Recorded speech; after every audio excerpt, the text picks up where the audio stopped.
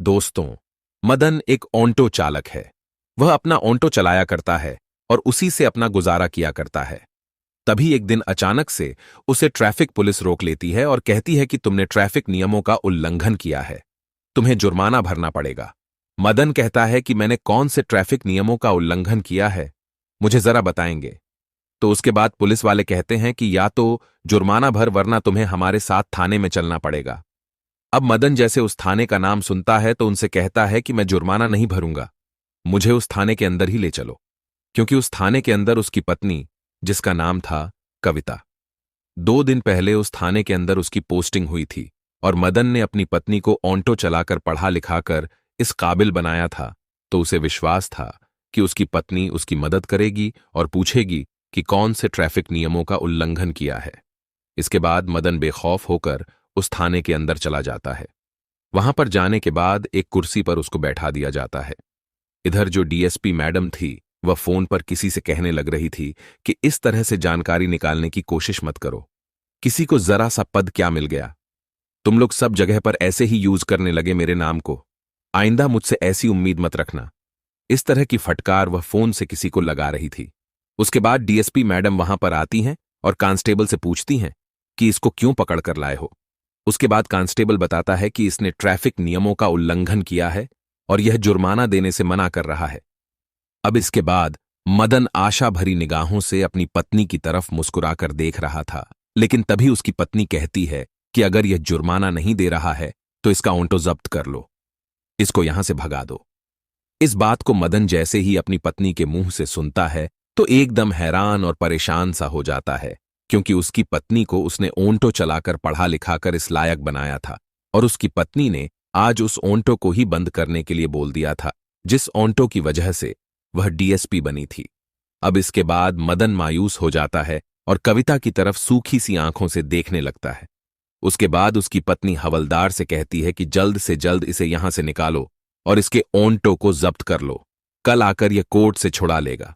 अब मदन इसके बाद उस थाने से भारी कदमों के साथ, उसकी आंखों में आंसू थे, चेहरे पर मायूसी थी, धीरे धीरे चलकर अपने घर की तरफ जाने लगता है। वह रास्ते में सोचता हुआ जाता है कि जिस दिन कविता को मैंने पढ़ाना लिखाना चालू किया था, तो उस दिन तो यह बड़ा कहा करती थी कि इतने में किसी अच्छी सी पोस्ट को हासिल ना करूं, उतने दिन ही तो मेहनत कर लो, उसके बाद तुम्हें मेहनत करने की कोई जरूरत नहीं है। मदन के घर में मदन की पत्नी, उनका एक लड़का है जिसकी उम्र 6 साल है, एक मदन की मां है जो काफी ज्यादा बुजुर्ग हो चली है। अब भारी कदमों के साथ इन सभी बातों के बारे में सोचता हुआ अपने घर पहुंचता है और वहां जाकर अपनी मां को पूरी बात के बारे में बताता है। वह कहता है कि मां, कविता तो इतना बदल गई है कि उसने मुझे पहचानने तक से इनकार कर दिया और मेरा ऑन्टो भी जब्त कर लिया। जिस ऑन्टो को चलाकर मैंने उसे डीएसपी बनाया था, अब इस बात को जैसे उसकी मां सुनती है तो कहती है कि बेटा, तुम्हें वह दिन तो याद होगा जब कविता की शादी तुम्हारे साथ हुई थी और उसके तीसरे चौथे दिन ही इसने बोल दिया था कि तुम लोगों ने हामी भरी है, मुझे पढ़ाने लिखाने की और मेरी पढ़ाई लिखाई का खर्चा तुम्हें उठाना पड़ेगा। उस टाइम पर परिवार की हालत ठीक नहीं थी, लेकिन उस समय भी इसने जबरदस्ती हमसे की थी पढ़ने लिखने के लिए। अब इस बात को सोचकर दोनों मां बेटे काफी ज्यादा परेशान होते हैं। इधर जो मदन का बेटा था, वह अपनी दादी के साथ ज्यादा खेला करता, क्योंकि उसकी मां को पढ़ाई लिखाई से फुर्सत ही नहीं थी और इसी वजह से वह दादी को सबसे ज्यादा लाड किया करता था। वहीं पर उसके साथ खेला कूदा करता और उसी के साथ ज्यादातर रात को सोया करता। जो कविता थी वह सरकारी क्वार्टर में वहीं पर रहा करती थी जहां पर उसका ऑफिस था, क्योंकि ऑफिस से घर की दूरी काफी ज्यादा थी और उसे वहां पर क्वार्टर मिल हुआ था, तो वह उसी क्वार्टर के अंदर रहा करती थी। अब दूसरा दिन होता है। दूसरे दिन कविता वेट कर रही थी कि वह आएगा और आकर कोर्ट से ऑन्टो को छुड़ाने के लिए कागज बनवा के लाएगा। उसके बाद कविता इंतजार करती रहती है, लेकिन जो मदन है वह वहां पर नहीं आता है अपने ऑन्टो को छुड़वाने के लिए। इस बात को देखकर कविता को बड़ा ही गुस्सा आता है और वह गुस्से से भरी हुई सीधा अपने घर जाती है। मदन के पास वहां जाकर देखती है जो उसकी सास है, उसके बालों की चंपी कर रही है और मदन वहीं पर नीचे बैठा हुआ है और मदन का बेटा वहां पर खेल रहा है। दोनों का किसी का भी उस बेटे की तरफ ध्यान नहीं था, वह अच्छी तरह से खेल रहा था। अब इस बात को देखकर वह खामखा ही अपने पति और अपनी सास पर भड़क जाती है। कहती है कि तुम लोगों को बच्चे संभालने भी नहीं आते, इस तरह से बच्चे संभाले जाते हैं। अगर इसको कुछ हो जाएगा तो कौन जिम्मेवार रहेगा? उसके बाद मदन अपनी पत्नी की तरफ देखता है और उससे कहता है कि यह तुम क्या कह रही हो? बच्चे संभालने नहीं आते। अब तक यह जितना भी बड़ा हुआ है उतना मां ने ही इसको बड़ा किया है और उन्हें अच्छी तरह से पता है कि बच्चे को किस तरह से संभाला जाता है। तुम इसके बारे में ना ही बोलो तो ही अच्छा है। अब जैसे ही मदन के मुंह से यह बात कविता सुनती है तो एकदम से उस पर भड़क जाती है और कहती है कि तुम ऑन्टो को लेने के लिए क्यों नहीं आए? मैंने सारा इंतजाम कर दिया था और तुम वहां पर नहीं पहुंचे टाइम पर। अब इस बात को सुनकर मदन कहता है कि तुम्हें इतनी ही पड़ी थी तो उस दिन थाने में ही यह मना कर दिया होता कि इसके ऑन्टो को जब्त ना किया जाए, और इसने कोई भी गुनाह नहीं किया है और मैंने असलियत में भी कोई गुनाह नहीं किया था। कहीं तुम यह सोचने लगे कि मैं तुम्हारी वर्दी का फायदा उठा रहा था। तुम असलियत को तो निकाल सकती थी, क्योंकि तुम बड़ी अधिकारी हो तो असलियत तो तुम्हारे सामने आ ही सकती थी। अब इसके बाद कविता उस पर चिल्लाने लगती है और कहती है कि तुम लोग गंवार हो और तुम क्या जानो किस तरह से ड्यूटी की जाती है, और मेरे बच्चे को भी तुम अच्छी तरह से नहीं संभाल सकते। ऐसा कहकर वह अपने बच्चे का हाथ पकड़ती है और उसे लेकर उसके कमरे में चली जाती है। वहां से उसके बच्चे के सारे सामान को पैक करती है और जाते हुए कहती है कि मुझे अब तुम जैसे गंवारों के साथ नहीं रहना, और मैं कहां तक अपनी बुद्धि को खराब करूंगी। तुम लोगों से जबान लड़ाकर, तुम लोग तो इसी तरह से जबान लड़ाने के लिए यहां पर बैठे हो। मदन कहता है कि ठीक है, अगर तुम्हें यह अच्छा लगता है तो वैसा ही करो। लेकिन उसका जो बेटा था 6 साल का, वह बार बार अपनी दादी की तरफ उंगली कर रहा था और कह रहा था कि दादी मुझे मम्मी के साथ नहीं जाना, मुझे पापा और तुम्हारे साथ ही रहना है, क्योंकि जो कविता थी उसने कभी भी अपने बच्चे को लाड प्यार से नहीं रखा था। वह तो केवल पढ़ाई की ओर ध्यान दिया करती थी। अब इसके बाद कविता उसका हाथ पकड़कर और उसकी तरफ गुर्राते हुए उसको अपने साथ उसी क्वार्टर पर ले जाती है जहां पर वह रहा करती है। अब इसके बाद कविता लड़ाई करके वहां से चली गई थी। अब जैसे ही यह बात कविता के माता पिता को पता चलती है तो वह लोग कविता को बहुत खरी खोटी सुनाते हैं, और कविता, जो कि अपनी वर्दी के घमंड में थी, वह कहती है कि मुझसे कोई भी नाता रखने की तुम्हें जरूरत नहीं है। अब इस बात को सुनकर जो उसके माँ बाप है वह भी उससे बात करना बिल्कुल बंद कर देते हैं। इधर जो उसका भाई था वह भी कहता है कि बहन, ये अच्छी बात नहीं है, लेकिन वर्दी के घमंड में वह उसको भी उल्टा सीधा सुना देती है। धीरे धीरे ऐसे ही समय बीतता है।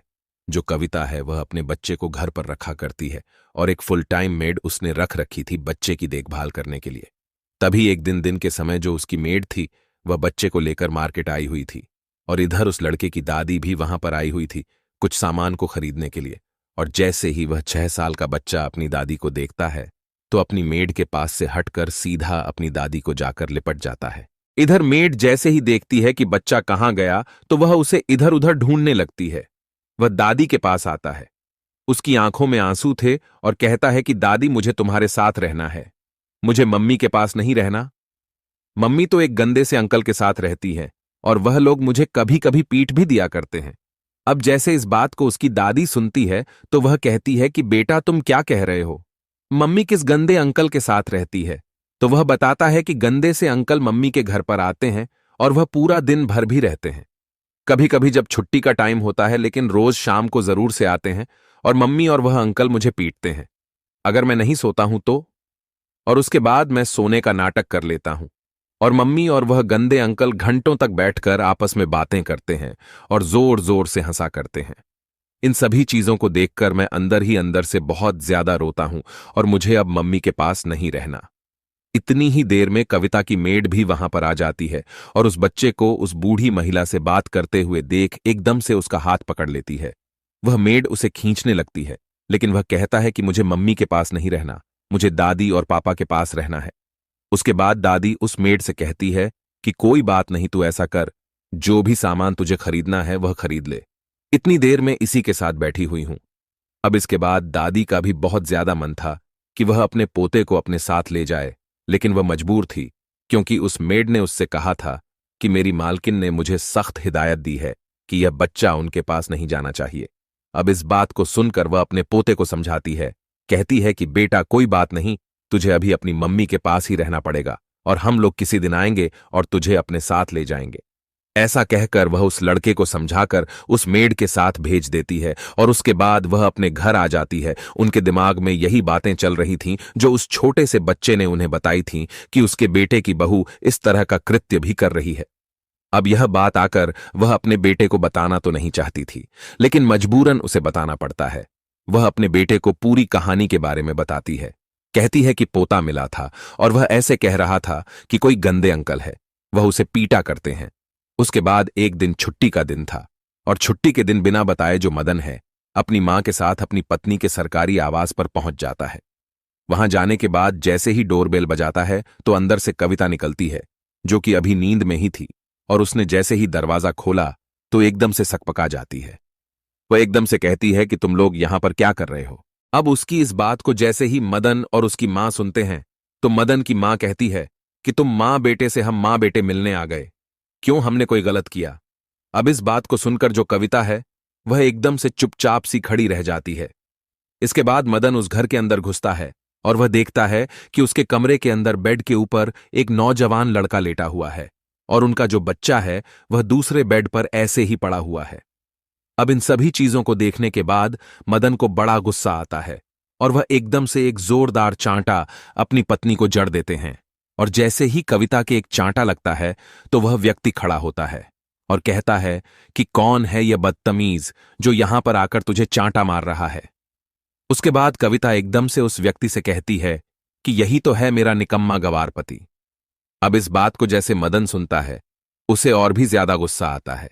गुस्से के मारे उसका शरीर कंपन करने लगता है, लेकिन उसकी मां ने उसे समझा रखा था कि बेटा इस तरह से नहीं किया करते।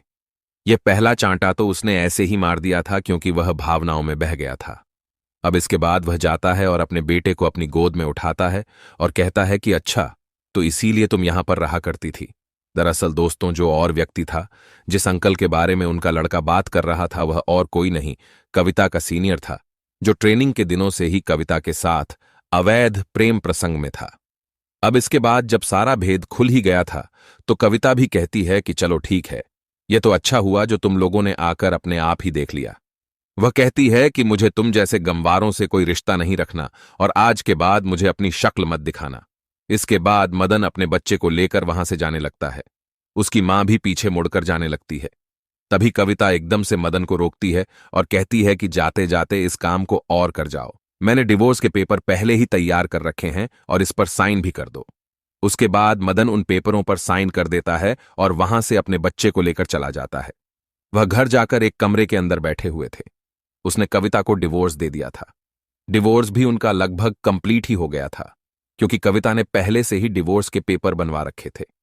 अब कुछ दिनों तक उनका केस चलेगा और केस चलने के बाद उन दोनों का डिवोर्स हो जाएगा। अब मदन घर के अंदर बैठा है।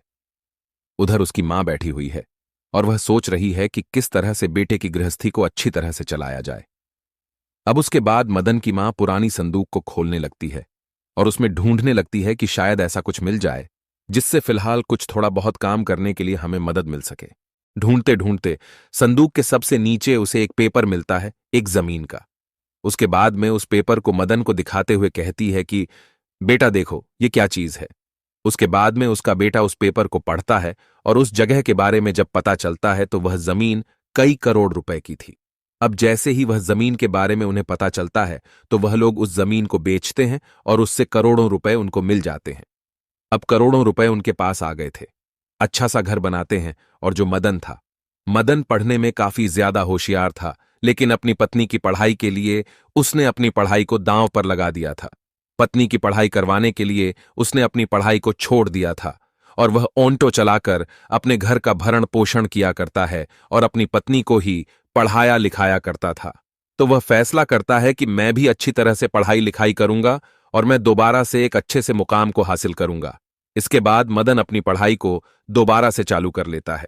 इधर उसकी जो मां थी वह भी घर के अंदर ही अचार और पापड़ बनाने का बिजनेस चालू कर लेती है और जो उसके पोते की मेड थी, जिसको उसकी पत्नी कविता ने रख रखा था, उसे मेड को बुलाकर उस घर के अंदर उस बिजनेस को अच्छी तरह से चलाने लगती है। धीरे धीरे वह लोग मेहनत करते हैं और मेहनत करते हैं। उनका बिजनेस अच्छी तरह से चलने लगता है। पैसे भी उनके पास अच्छे खासे थे। उनका बिजनेस भी चलने लगा था। तो अब मदन को कोई भी प्रॉब्लम नहीं होती है, उसे कमाने की भी कोई दिक्कत नहीं है और वह अच्छी तरह से अपनी पढ़ाई पर फोकस करता है। फोकस करने के बाद लगभग 2 साल के बाद उसका सिलेक्शन एसपी के पद पर हो जाता है। अब जैसे ही वह एसपी बना था तो खबरों में उसका ही नाम चला करता था। कोई कहता कि ऑन्टो वाला एसपी बन गया। उसने मेहनत की और कोई उसकी मां से आकर पूछा करता। बहुत सारे लोग इंटरव्यू लेने के लिए उनके घर पर आया करते और उसका अच्छी तरह से इंटरव्यू लिया करते थे। अब एसपी बनने के बाद उसी एरिया में अपनी पोस्टिंग करवा लेता है जहां पर उसकी पत्नी की पोस्टिंग थी और वहीं पर रहकर अपनी ड्यूटी को करने लगता है। इधर जो उसकी पत्नी थी वह अपने सीनियर अधिकारी से अवैध प्रेम प्रसंग में थी और सीनियर अधिकारी ने उसका एक वीडियो बना लिया था रिश्वत लेते हुए और अब उसको बहुत ही ज्यादा टॉर्चर किया करता, बहुत ही ज्यादा परेशान किया करता और उसको याद आती है अपने उस पति की जो कभी ऑन्टो चलाकर उसकी पढ़ाई लिखाई का खर्चा निकाला करता था। लेकिन अब वह करे भी तो क्या करे, क्योंकि उसने अपने पति को पहले ही तलाक दे दिया था। धीरे धीरे समय बीतता है और समय बीतने के साथ साथ जो कविता थी उसकी हालत बहुत ही ज्यादा खराब हो जाती है। जिस व्यक्ति के चुंगल में फंसी हुई थी उसने शादी पहले ही कर रखी थी और उसके 2 बच्चे थे और यह बात जैसे कविता को पता चलती है तो वह कुछ कह पाती, इससे पहले वह उसे धमकी दे देता है कि मैंने तुम्हारा वीडियो बना रखा है, अगर तुमने मुझसे कुछ कहा तो तुम्हारी पोस्ट भी जाएगी और साथ ही साथ दुनिया में मुंह दिखाने लायक नहीं रहोगी। अब इस डर के कारण कविता उससे कुछ नहीं कहती है। वह खाना पीना छोड़ देती है, अच्छे कपड़े पहनना छोड़ देती है और उस व्यक्ति ने उसे फोन रखने से भी मना किया था। अब उनके थाने में, जिस थाने में कविता नियुक्त थी, उस थाने में एसपी साहब के स्वागत के लिए पार्टी रखी जानी थी और उसमें कविता से भी कहा जाता है, उसकी राय मांगी जाती है तो कविता हामी भर लेती है, कहती है कि ठीक है, आप ऐसा करो, पार्टी दे देना, अच्छी बात रहेगी। उसके बाद दूसरे दिन पार्टी का आयोजन किया जाता है और पार्टी में एक स्टेज बनाया गया था। उस स्टेज पर 2 शब्द कहने के लिए कविता को बुलाया जाता है, लेकिन कविता मायूसी जैसी उस स्टेज के ऊपर चढ़ती है तो एकदम से उसे चक्कर आ जाते हैं और वह बेहोश होकर गिर जाती है। उसके बाद कविता को उठाकर हॉस्पिटल पहुंचाया जाता है। अब मदन देखता है कि यह वही कविता है जो कुछ दिन पहले इतने घमंड में रहा करती थी।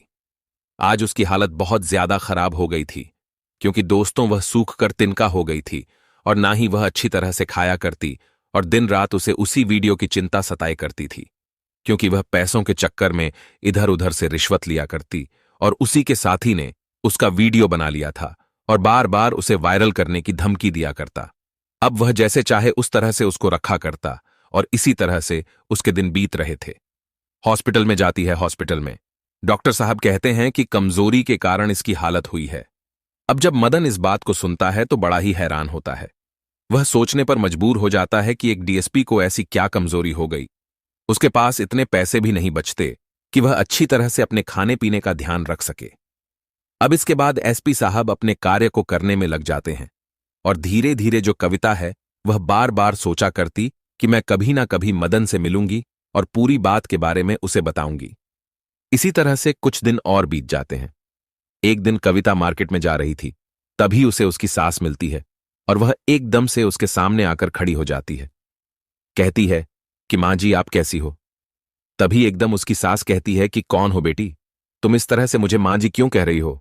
तो उसके बाद वह कहती है कि मां जी मैं कविता हूं, आपने मुझे पहचाना नहीं, क्योंकि उसकी सास ने अभी चश्मा नहीं पहना था और बिना चश्मे के उसे अच्छी तरह से दिखाई नहीं देता था और कविता की शक्ल बिल्कुल बदल चुकी थी, कम खाने की वजह से और उसकी बुरी हालत की वजह से। तो उसकी सास कहती है कि मैंने तुझे नहीं पहचाना और पहचान कर भी तुझे क्या फायदा, जो तूने मेरे बेटे को इस तरह से ठुकरा दिया।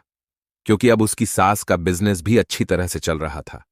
वह मार्केट में अपने बिजनेस से रिलेटेड सामान लेने के लिए ही आई थी। वह उसको नहीं पहचानती और दुत्कारते हुए वहां से भगा देती है, उसके पैरों में पड़ जाती है। कहती है कि मां जी मुझसे बहुत बड़ी गलती हो गई, मदन से कह दीजिए मुझे दोबारा से अपना लेंगे, मुझे माफ कर दीजिए।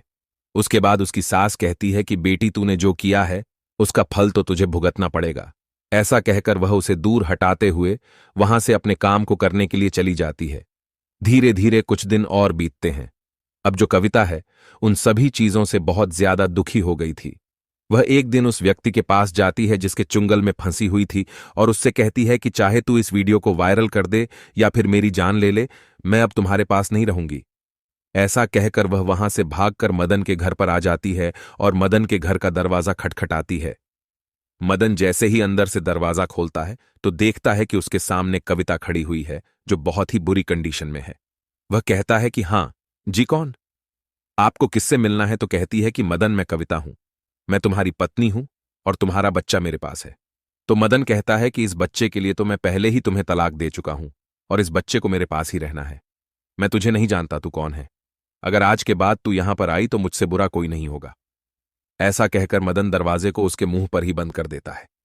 कविता की आंखों से आंसुओं की झड़ी बह रही थी और वह बहुत ही ज्यादा चीख चीख कर रो रही थी। अब इस बात को मदन की मां भी अंदर से सुन रही थी, लेकिन वह कुछ भी रिएक्शन नहीं करती है, क्योंकि कविता ने मदन के साथ बहुत गलत किया था और उस बात के बारे में मदन की मां को पता था। अब इसके बाद वह वहां से जा ही रही थी। तभी एकदम से उसे पता चलता है कि जो वीडियो उस व्यक्ति ने उसका रिकॉर्ड किया था वह वायरल कर दिया है और उसको वायरल होने की वजह से उसकी ड्यूटी भी छूट गई है।